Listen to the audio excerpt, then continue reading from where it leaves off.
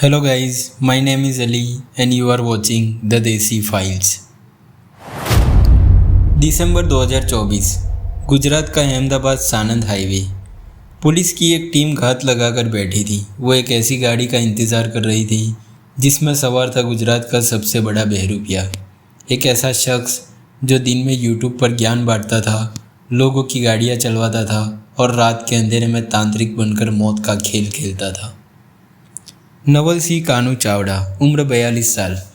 जब पुलिस ने इसे गिरफ्तार किया तो लगा कि यह सिर्फ एक मर्डर की साजिश थी, लेकिन जब इस तांत्रिक ने पुलिस रिमांड में अपना मुंह खोला तो खुद पुलिस अधिकारियों के पैरों तले से ज़मीन खिसक गई। 1, 2 या 3 नहीं, पूरे 12 कत्ल।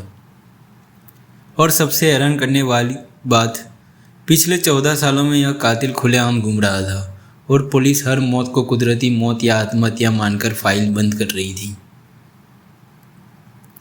आखिर कैसे एक यूट्यूबर और तांत्रिक ने क्राइम पेट्रोल देखकर बनाए मर्डर के ऐसे प्लान जिसने फॉरेंसिक एक्सपर्ट को भी चकमा दे दिया। कैसे एक भाई ने अपने भाई की मौत का बदला लेने के लिए एक सीरियल किलर का ड्राइवर बनकर अपनी जान दांव पर लगा दी। आज के इस वीडियो में हम नवल सिंह चावड़ा के उस खौफनाक सच को बेनकाब करेंगे जिसे सुनकर आपकी रूह कांप जाएगी। वीडियो को आखिर तक ज़रूर देखिएगा। कहानी की शुरुआत होती है गुजरात के सुरेंद्र नगर के बड़वान से। नवल सिंह चावड़ा दिखने में एक आम इंसान था। उसने अपना एक टैक्सी का बिजनेस शुरू किया था और साथ ही यूट्यूब पर एक चैनल भी चलाता था। लेकिन उसकी एक तीसरी और सबसे खतरनाक पहचान भी थी, नवल सिंह बुआ, यानी एक तांत्रिक। वह लोगों को झांसा देता था कि उसके पास चमत्कारी शक्तियाँ हैं। वह काले जादू से लोगों के पैसे 4 गुना कर सकता है, भूत प्रेत भगा सकता है और गड़े हुए खजाने को निकाल सकता है। लेकिन चावड़ा का असली मकसद कोई पूजा पाठ नहीं, बल्कि सिर्फ और सिर्फ पैसा और लालच था। जो भी अमीर शख्स या कर्ज से परेशान इंसान इसके पास आता, नवल सिंह उसे अपने जाल में फंसा लेता। वह लोगों से लाखों रुपये उधार लेता या उन्हें पैसे डबल करने के बहाने सुनसान जगहों पर बुलाता था।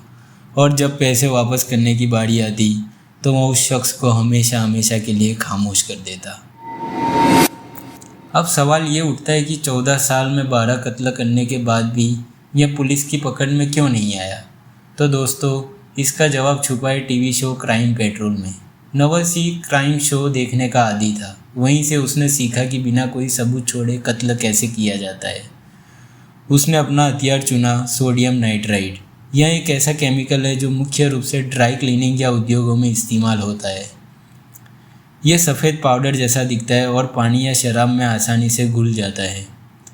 नवल सिंह अपने शिकार को तांत्रिक विधि के बहाने किसी सुनसान जगह या नहर के पास बुलाता था। वहाँ वो उन्हें शराब में यह केमिकल मिलाकर पिला देता। सोडियम नाइट्राइड शरीर में जाते ही खून में ऑक्सीजन की सप्लाई को ब्लॉक कर देता है। महज 20 मिनट में इंसान को भयानक दिल का दौरा पड़ता है और उसकी मौत हो जाती है। फॉरेंसिक रिपोर्ट में यह मौत बिल्कुल नेचुरल हार्ट अटैक जैसी लगती थी। इतना ही नहीं, नवल सिंह बेहद शातिर था। जहर देने से पहले वह तांत्रिक क्रिया का नाटक करता था। वह पीड़ितों से कहता था, अगर तंत्र साधना को सफल बनाना है तो एक कागज़ पर लिखो कि मैं अपनी मर्जी से जान दे रहा हूँ, इसमें किसी का हाथ नहीं है। और अंधविश्वास में आकर लोग वो नोट लिख देते। मौत के बाद पुलिस को वो सुसाइड नोट मिलता और पुलिस केस को आत्महत्या मानकर बंद कर देती। लेकिन कहते हैं ना कि कानून के हाथ लंबे होते हैं और कातिल चाहे कितना भी शातिर क्यों ना हो, एक न एक दिन कोई ना कोई गलती ज़रूर करता है।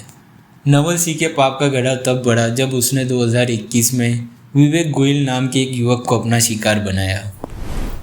विवेक की मौत को पुलिस ने रफा दफा कर दिया था, लेकिन विवेक का भाई जिगर गोहिल इस बात को मानने के लिए तैयार ही नहीं था।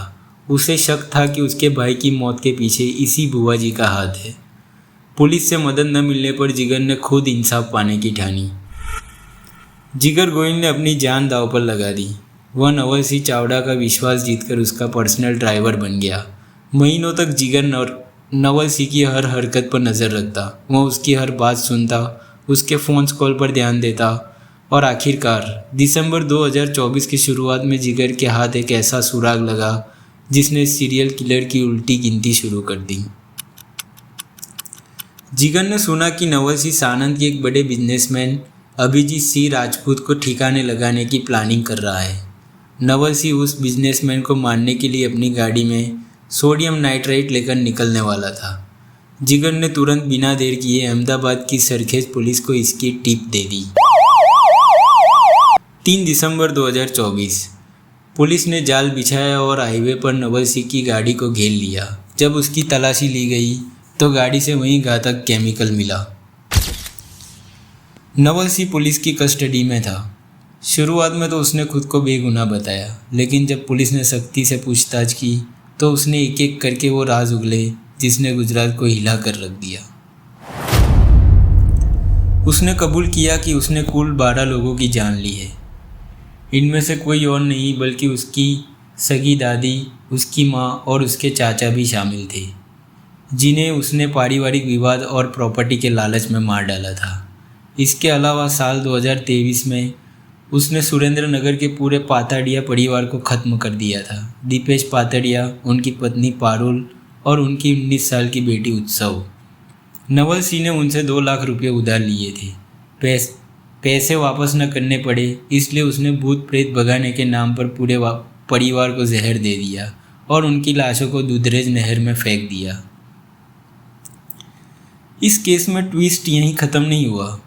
अभी पुलिस नवल सिंह को कोर्ट में पेश करने और बाकी लाशों की सबूत जुटाने की तैयारी कर रही थी कि 8 दिसंबर 2024 को गिरफ्तारी के महज 5 दिन बाद नवल सिंह चावड़ा की पुलिस कस्टडी में अचानक तबीयत बिगड़ गई।